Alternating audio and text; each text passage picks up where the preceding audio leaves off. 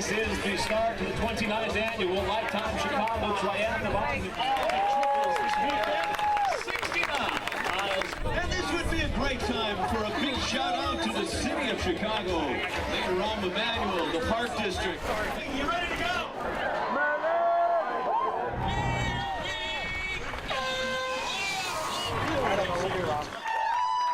Senator Mark Girk arrives on the top floor of the Willis Tower to cheers.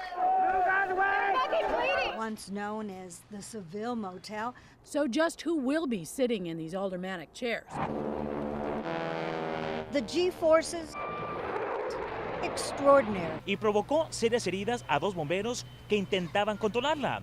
Ellos tuvieron que ser transportados al hospital y lamentablemente momentos después, el uniformado Herbert Johnson, de 54 años, perdió la vida. So here at JBTV, you feel very surrounded by the stars. But coming up, we're going to speak with Sam Fine, a makeup artist to the stars. Had been rehabbed and spruced up. You heard it.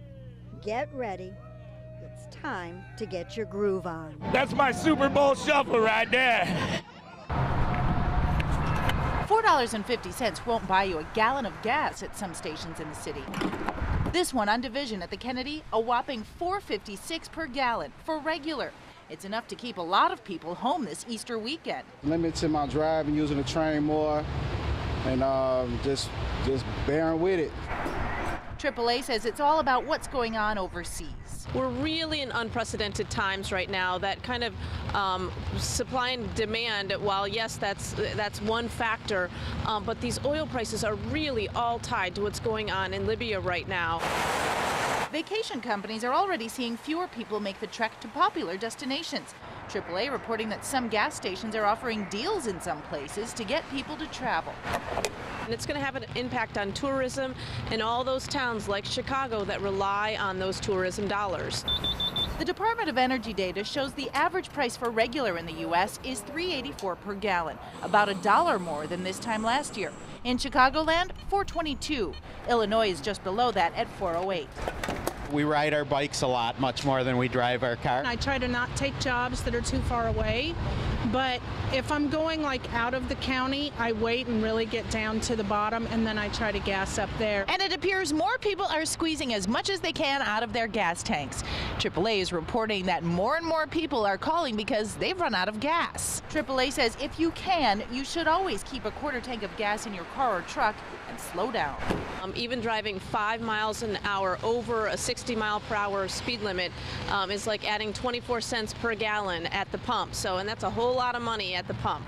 Natalie Martinez, NBC5 News. The training just kicks in. Is that how it is with you? Absolutely. Addison firefighter paramedic Jay Arnier may have been off duty Tuesday, but that did not stop him from saving a life. She was extremely frantic and screaming, and she's running right towards the river.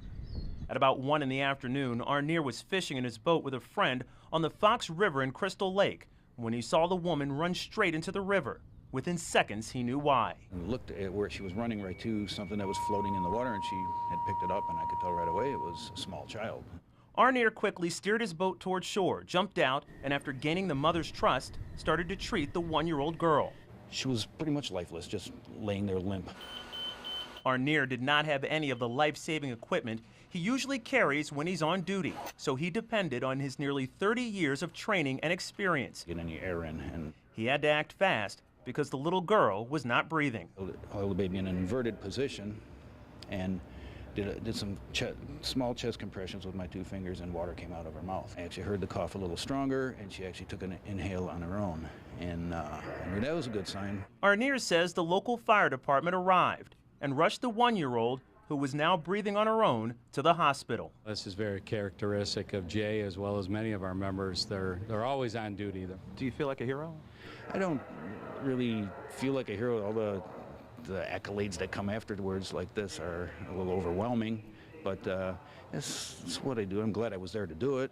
You did that too. If the Heat are worried after losing by 21 in Game 1 against Chicago, they didn't show it the day after.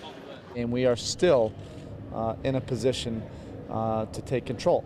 Head coach Eric Spoelstra staying positive before Heat practice at the University of Illinois, Chicago. That's right here. You gonna put something on?